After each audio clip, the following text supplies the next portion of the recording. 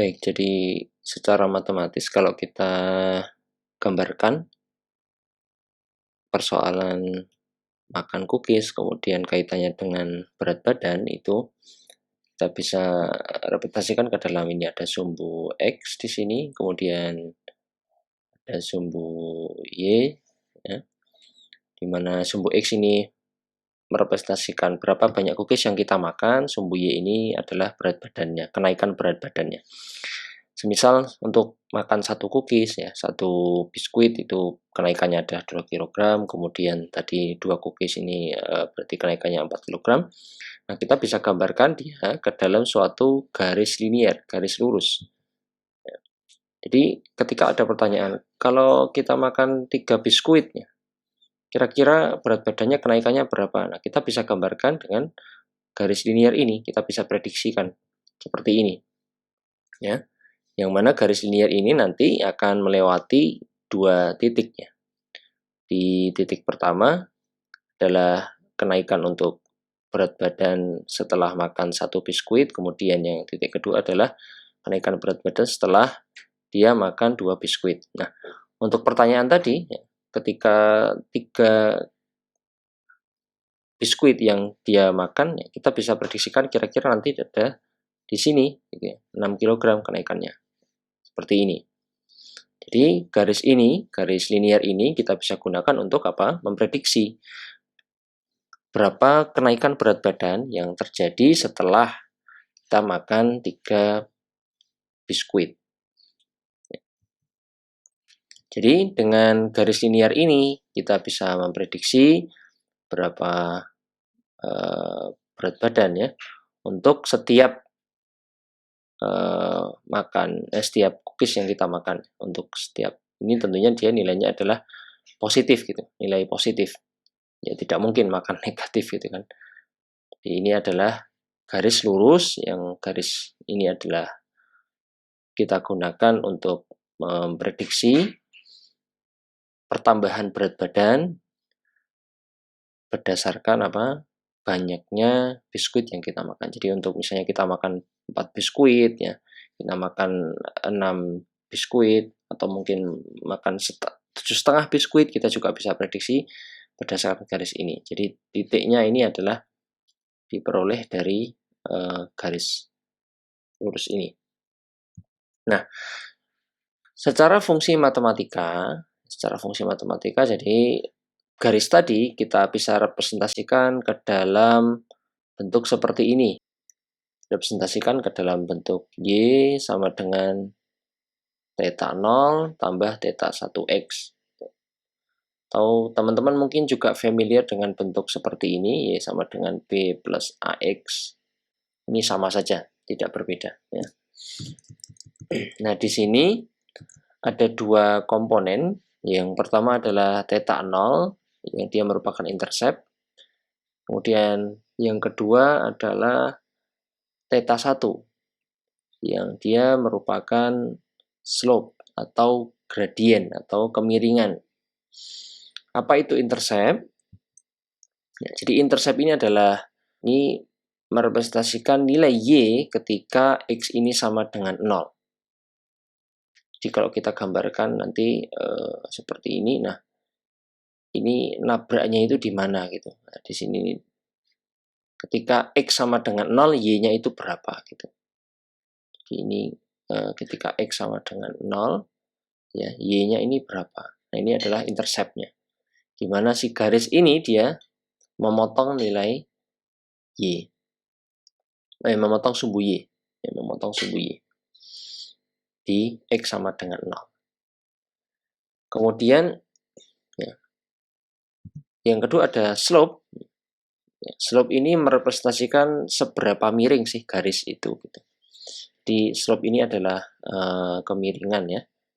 Kemiringan dari suatu garis. Kalau Y tadi membicarakan dia nabrak sumbu Y-nya itu di mana, begitu kan? Kalau yang slope ini, ya, dia membicarakan tentang atau merepresentasikan tentang kemiringan dari garis linier yang kita punya.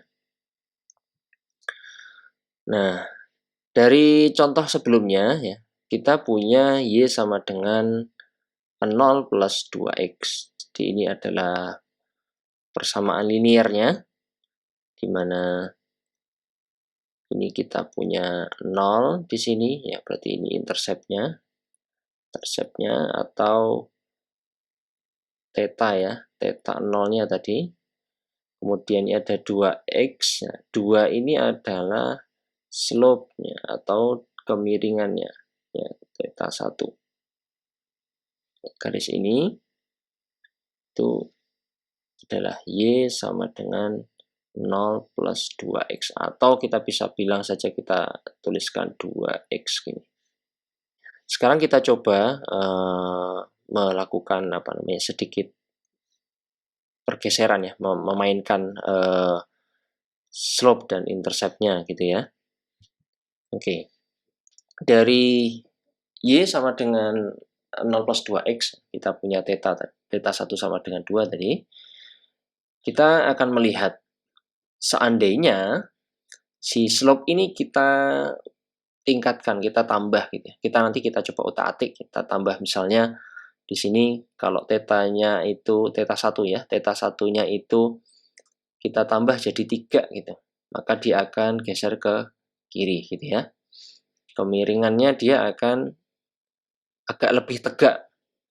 Kalau kita tambah lagi theta 1-nya kita tingkatkan jadi 4, dia akan semakin ke kiri.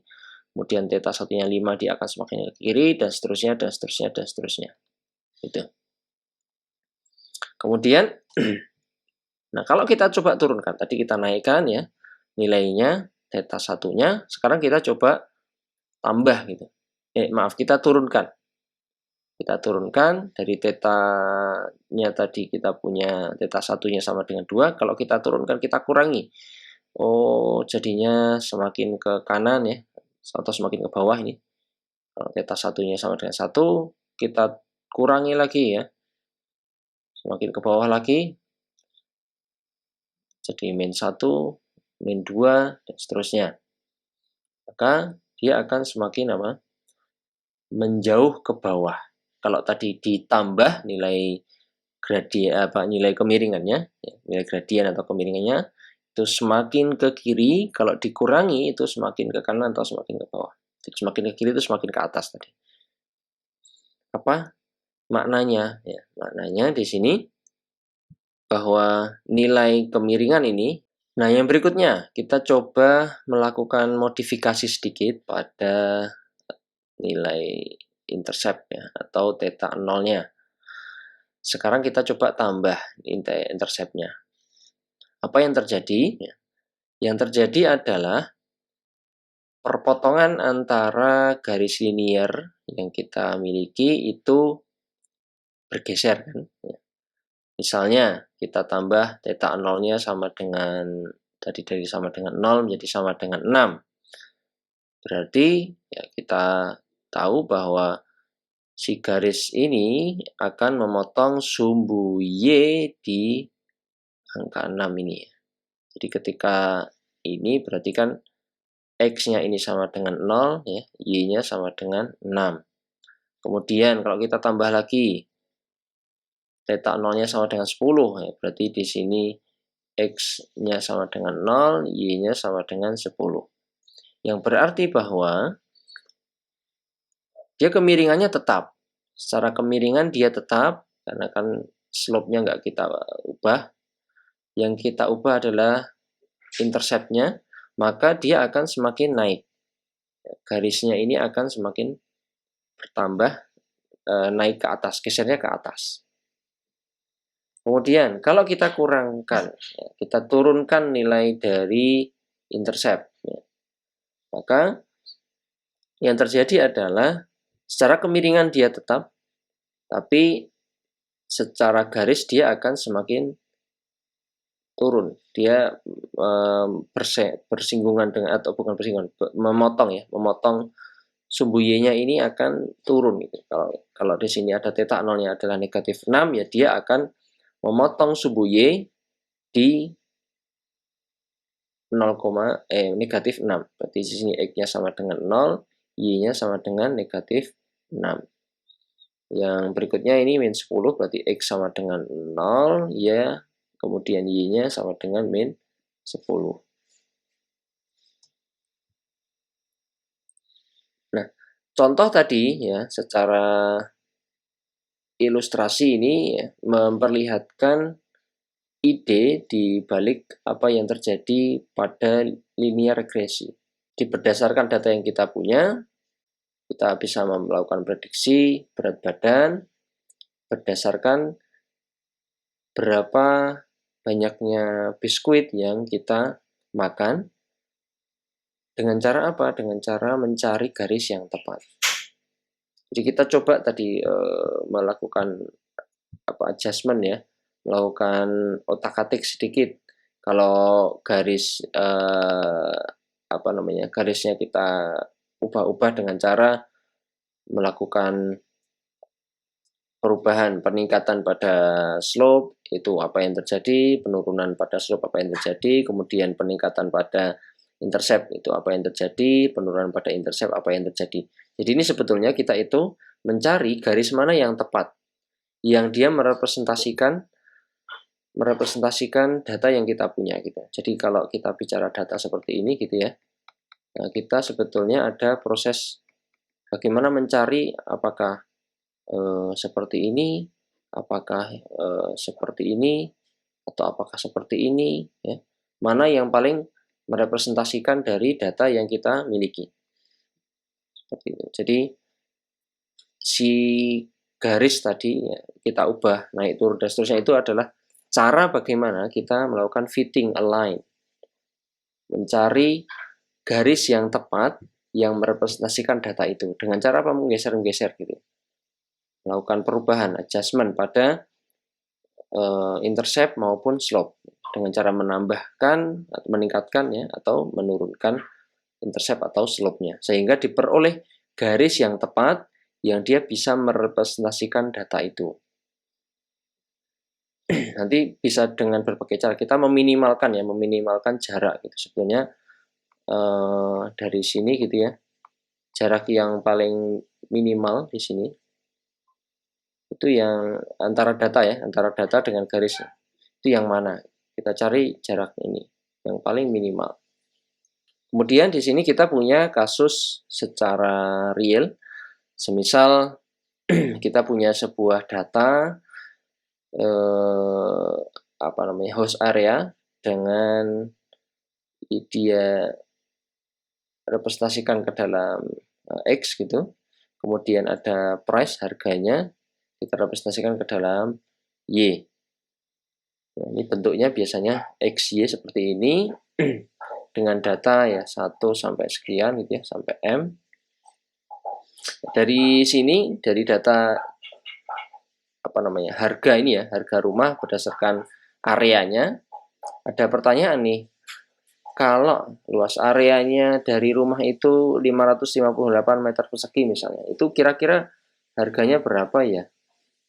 Kita pengen prediksi harga rumah berdasarkan luas rumahnya. Kita tahu di sini kalau luasnya 2104, harganya 400 juta misalnya. Atau 1600 luasnya, harganya 330. Kalau 558 ini berapa? Artinya kita akan cari terlebih dahulu tadi, atau kita akan cari garis yang merepresentasikan data-data ini. Sehingga kita nanti bisa prediksi sebagaimana kita tadi punya cookies. Kalau misalnya tadi cookiesnya dia makan satu biji gitu, atau satu buah cookies, dia berat badannya naik sekian. Kalau 2 cookies naik sekian, kalau 3 cookies sekian, kalau 4 cookies sekian. Nah, terus kita tarik kesimpulan, garisnya ini gitu. Nah, kalau ini juga kurang lebih sama.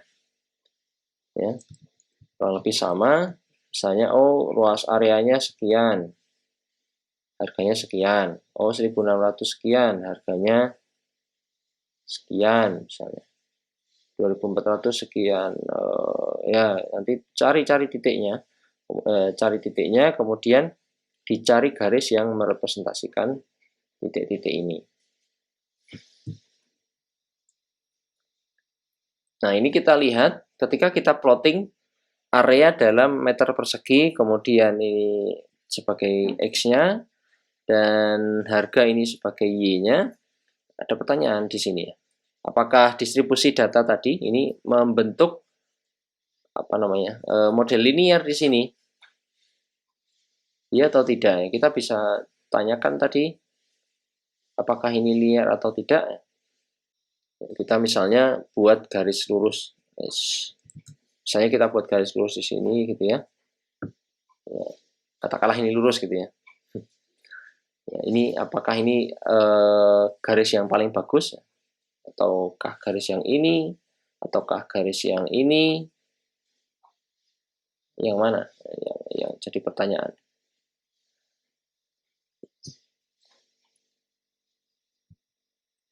Nah, ini kan tadi ada pertanyaan, kalau area luasnya itu 558, ya misalnya di sini, harganya berapa gitu kan?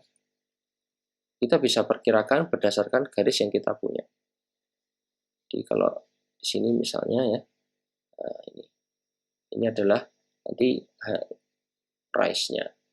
Kita temukan misalnya ya 100 sekian lah misalnya begitu. Berdasarkan apa? Garis yang kita punya tadi yang paling merepresentasikan. Jadi di sini kan kita akan melakukan prediksi ya dari unseen Y, di mana Y ini kan nggak tahu. Tadi kan kalau kita tahu X-nya sama dengan 558, maka Y-nya berapa? Y-nya kan nggak tahu ini.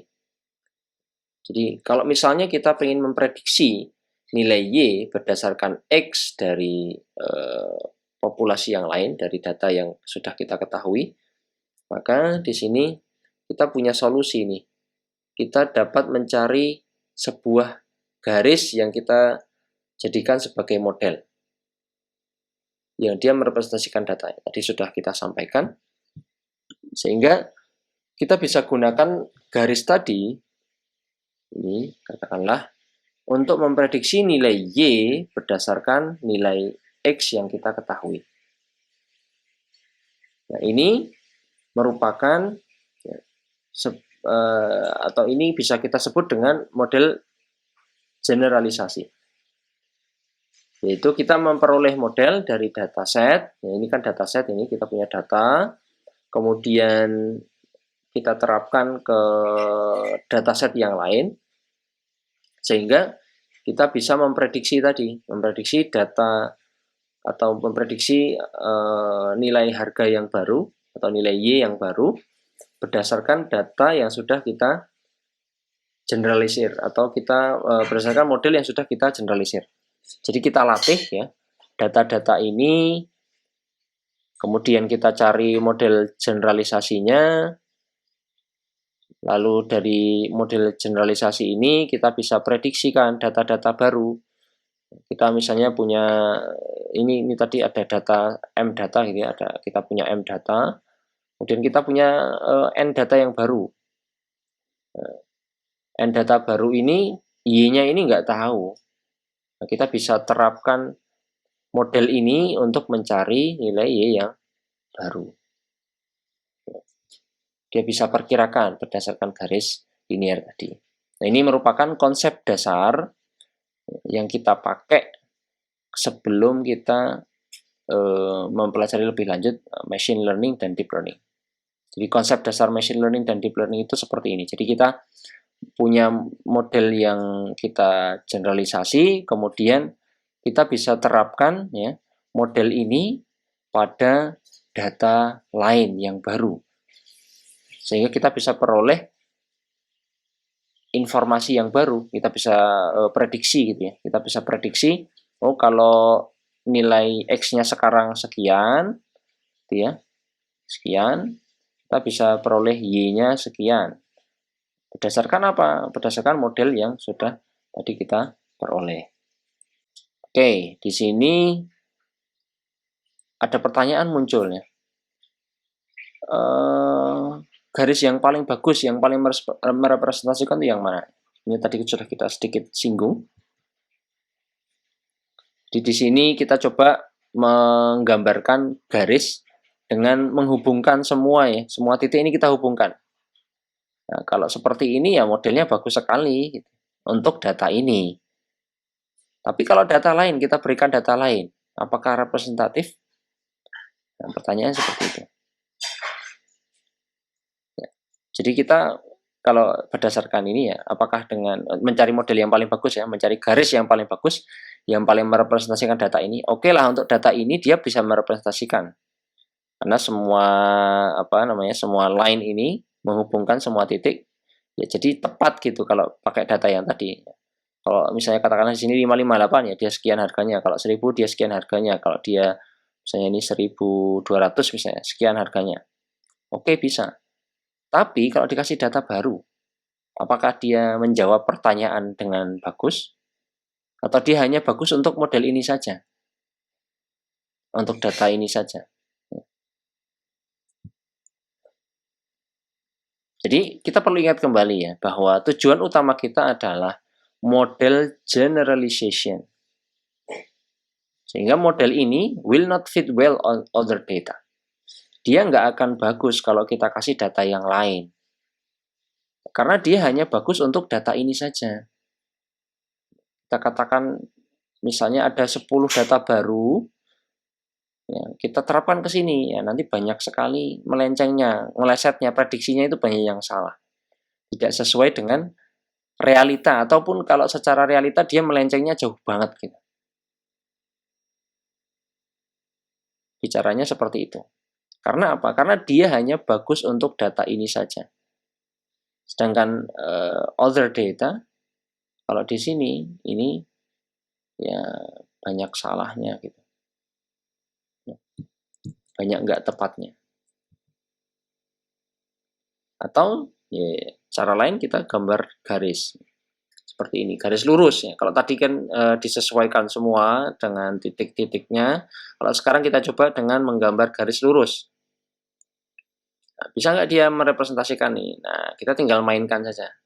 Nah, jadi pertanyaan which line, garis yang mana yang paling merepresentasikan data ini? Kita tinggal mainkan saja di sini. Kita naikkan apanya tadi? Interceptnya ya. Kita naikkan interceptnya, kita turunkan, kita tambah kira-kira mana yang paling menghasilkan kesalahan yang paling sedikit. Sehingga dia bisa benar-benar mengeneralisir data ini, dan kalau diaplikasikan ke data yang lain dia bisa memprediksi dengan ya ketepatan yang tidak melesetnya tuh nggak jauh-jauh amat gitu. Ya, jadi pertanyaan ini ada pertanyaan nih, what is the criteria of a good line model? Jadi kriterianya apa? Silakan coba didefinisikan. Tadi kita ubah interceptnya ya, naik turunkan gitu ya. Kalau kita sekarang di sini kita geser-geser dengan mengubah apa namanya tadi slope-nya, kemiringannya. Seberapa miring, seberapa seberapa naik turun gitu ya. Coba kriteria good line atau model seperti apa? Coba. Kriterianya ya yang paling minimal paling minimal errornya, paling minimal kesalahannya. Jadi kalau secara informal ya tadi kita bisa mikir bahwa kita bayangkan bahwa good line atau good model is the one that is generally close to all data point. Jadi yang paling banyak dekat dengan seluruh titik data. Jadi yang paling bagus itu ya secara sederhana saja, secara bayangan ya garis yang bagus itu yang dia paling mendekati semua titik data.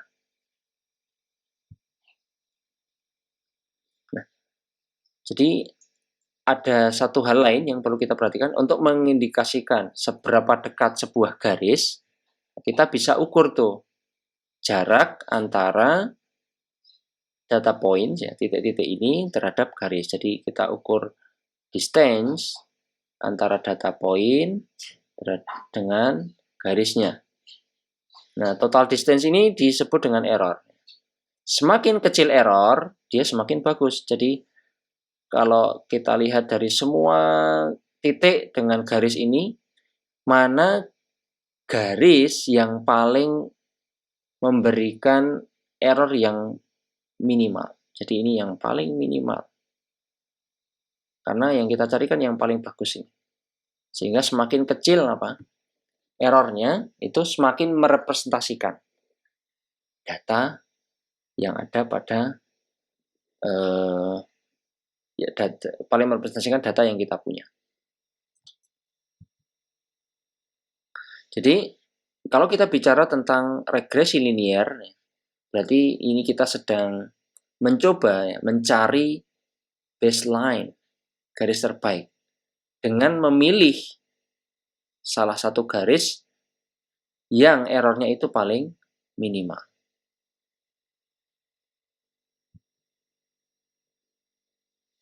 Caranya gimana? Caranya ya kita melakukan modifikasi tadi antara intercept dengan slope pada ini.